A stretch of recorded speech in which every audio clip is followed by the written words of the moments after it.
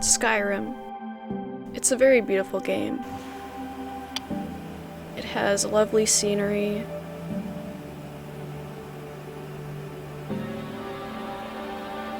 fun puzzles. It's very charming.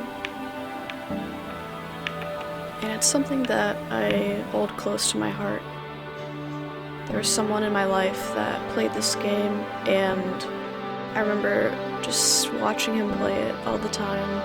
And at first it was hard to come back to Skyrim, but I enjoy the game so much now, and I'm gonna keep enjoying it for him.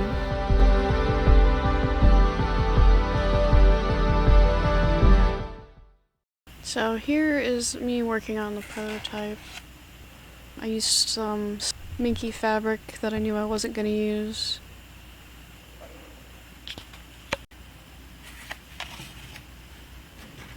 Here I'm showing a pattern piece that I revised.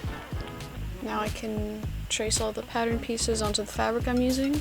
So I'm using this dark gray fabric. And here I'm tracing all the pattern pieces I need.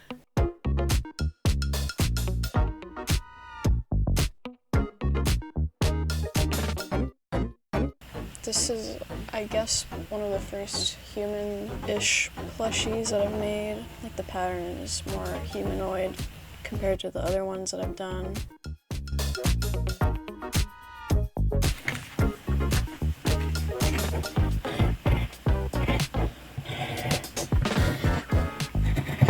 Here's all the pieces, and here I'm sewing a dart.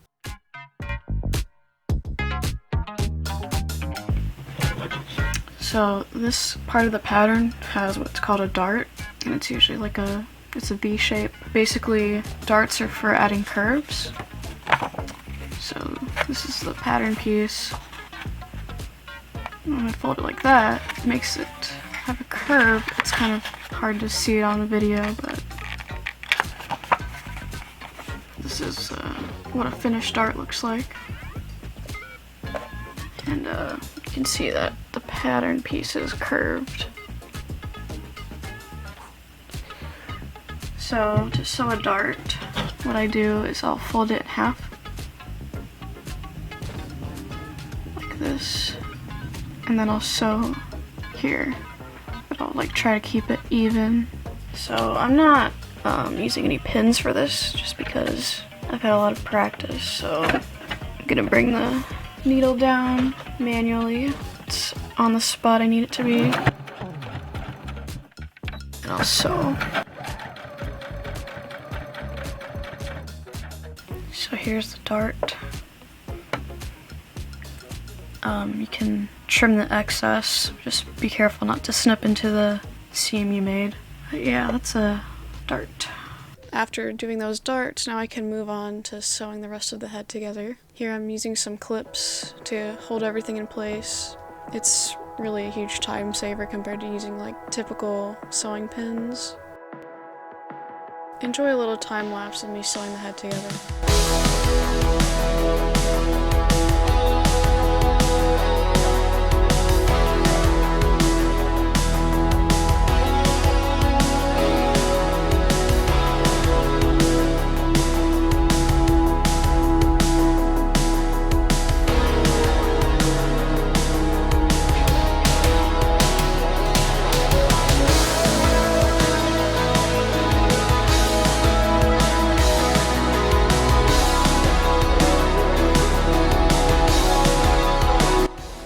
So now I'm gonna be making the spikes. I'm doing what's called an inverted corner. I learned how to do this from Sarah Spaceman. She does cosplay stuff. I'll link her channel. I'm combining these pieces together. I want to sew from the side with the orange. I've snipped the corner here to make it easier to sew. I'm gonna take the orange, line it up, the line on the other side. See the line here? Use one of these sewing clips to keep it in place. I'm gonna sew down this, pivot it on the corner, and then sew down this line.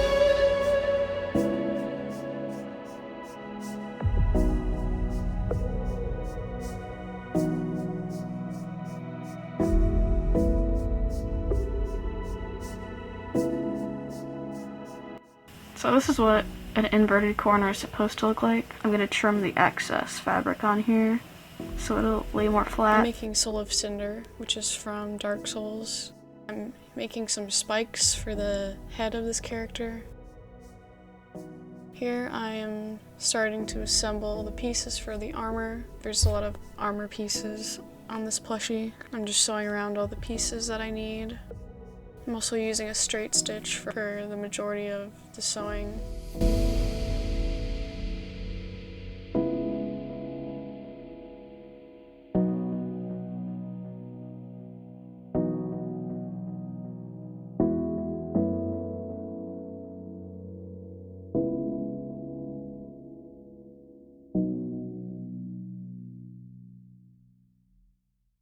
After I sew all those pieces together, next I'm gonna cut a slit into them and trim all the edges. This way it gives the pieces more shape.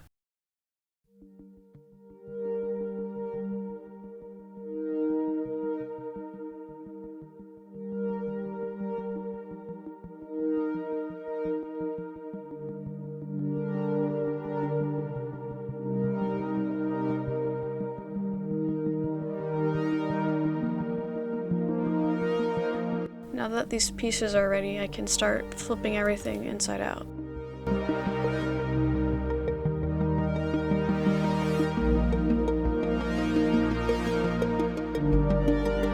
Let's see how the head is looking out together so far.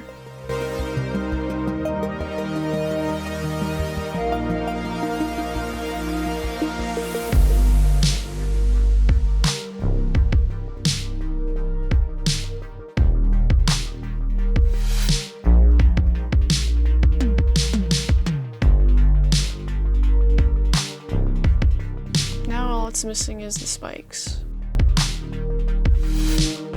I think it's about time we move on to the body. First, I'm gonna start off with the limbs.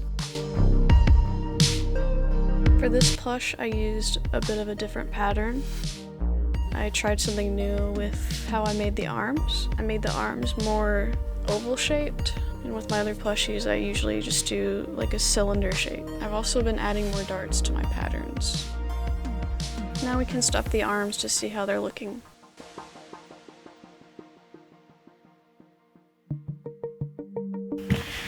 So I'm doing some more patterning for this plush. I've been doing it as I go. So here I have a bunch of pieces for the clothing. So these are for the cape. And this is like on the waist. This is the drawing I made. So I'm basically making, this is like the cape tied around his neck, and then this is, you can sort of see like the back of the cape here, and then this is for the waist. So I'm gonna cut out pieces of the red fabric, and then I'm gonna take my orange, set it on top of the red fabric, and then I'm gonna like use some tearaway interfacing, I think it's what it's called. I'm gonna show you what I'm doing, but I'm basically gonna sew the shapes onto my fabric. And here I'm basically doing an applique technique where I layer the fabrics on top of each other, and I'm also using the stabilizer as a guide.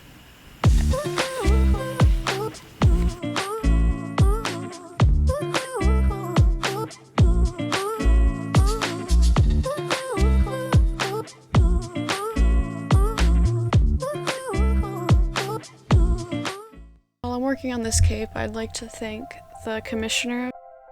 Thank you so much, Lewis, for supporting my shop. I really appreciate it, and it just means a lot to me how much you've supported my work. So thank you so much again for commissioning me. I made this video about a year ago when I was working on this commission. Sorry about the long wait on the video, but I hope you're enjoying it so far. This project gave me a nice challenge, and I was very excited to make this character. It just symbolizes something to me that I cherish it. There was just someone very important to me in my life that played these games, and being able to make this character, it was healing for me, and I'm really thankful for the opportunity. that I got to make this character.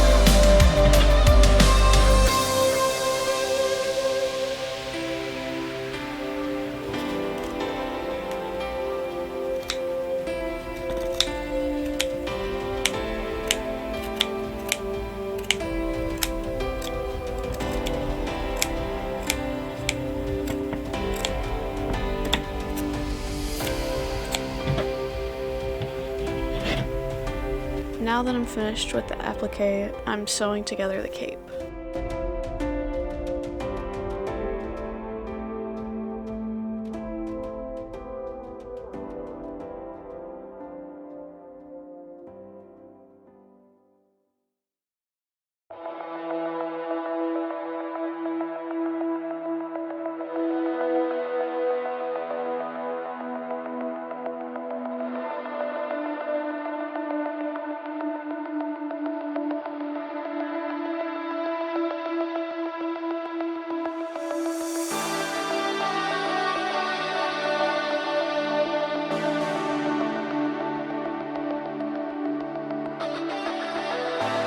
And now I'm using a straight stitch on my sewing machine to make some lines on these armor pieces.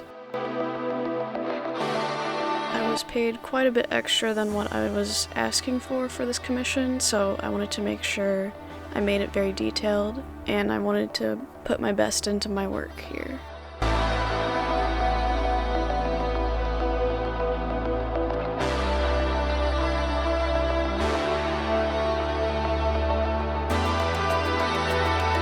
And here's what all the lines look like on the pieces.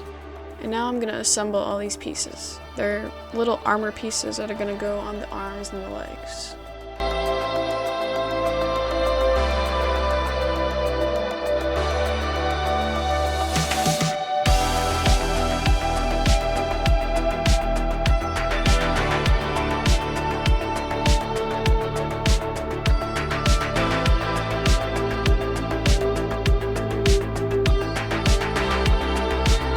Now they're ready to be turned inside out.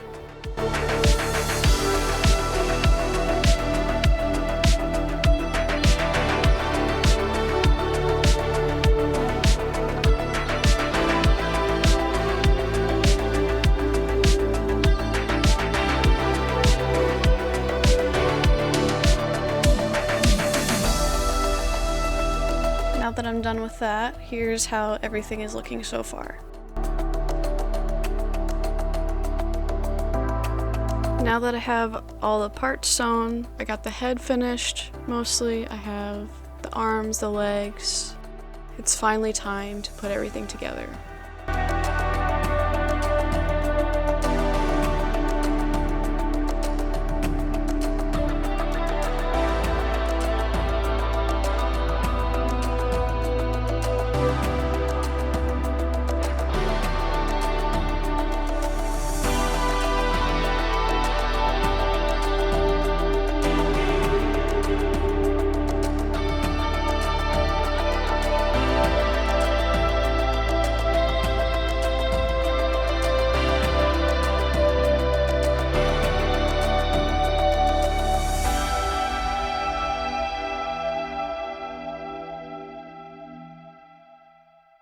So now the legs are attached.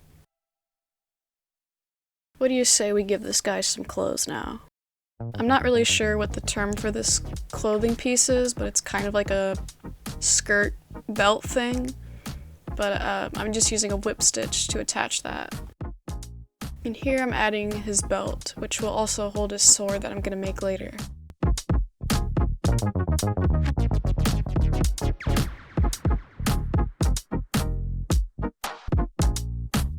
Normally when I add different colored fabrics to my plushies like this on the face here, I would hot glue it, but instead I'm going to use a whip stitch to attach those as well. This way they're attached more strongly. Now I'm ready to attach the spikes on the head. For this, I'm going to be using a ladder stitch. I'm starting with the middle one first. To make sure they're evenly spaced when I attach them, I'm pinning them first with sewing pins. And then I'm going to continue using a ladder stitch to attach them.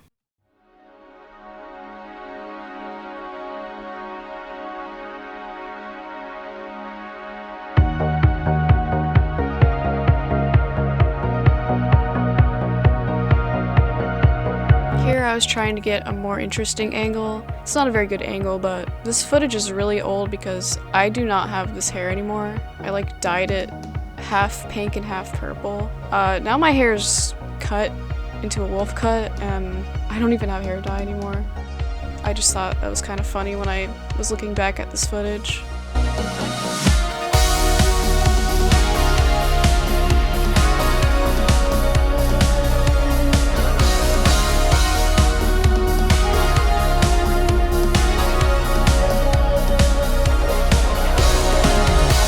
This is an extra step I take with my plushies, but I brush out the seams with a pet brush. This way the seams are more smooth and less visible. And for more delicate pieces, you can also use the sharp end of a sewing pin. Now to finish off the head, I'm starting to sew the armor pieces.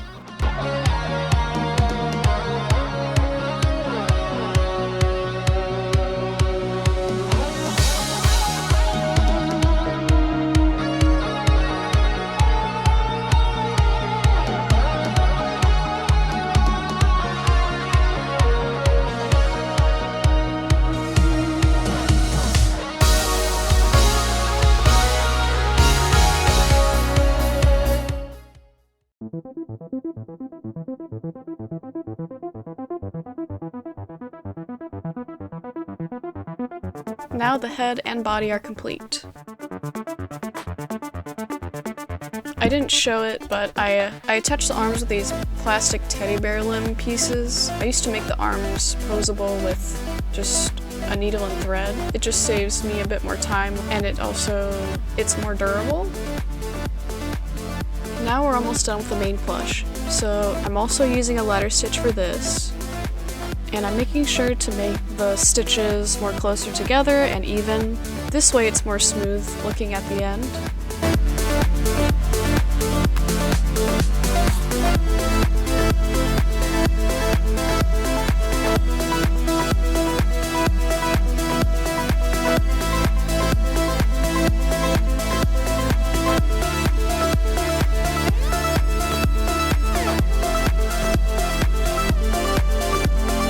I have just a few more final touches that I need to add.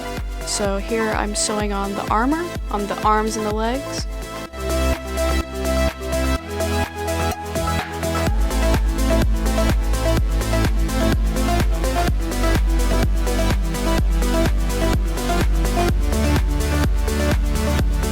And I'm adding some extra spikes on the back of the head.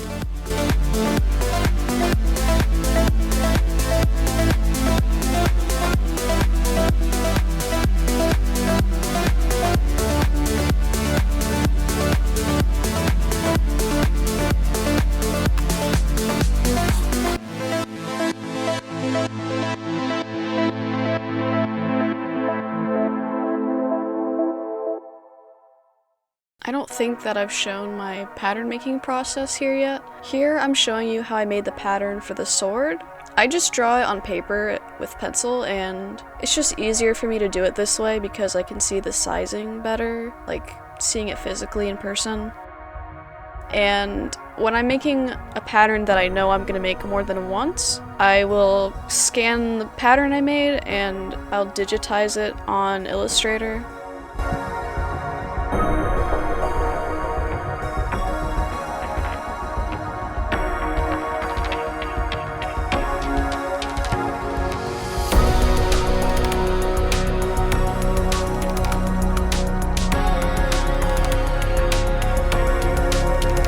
Also, the bright orange fabric pieces are supposed to represent these embers that this character has, and I added that to the tip of the sword here.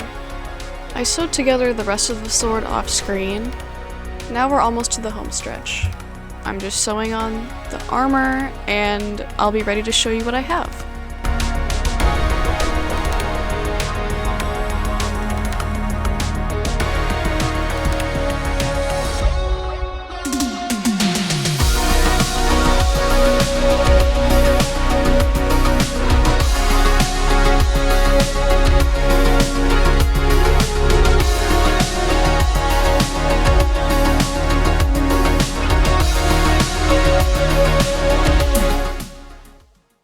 Now it's time for the reveal.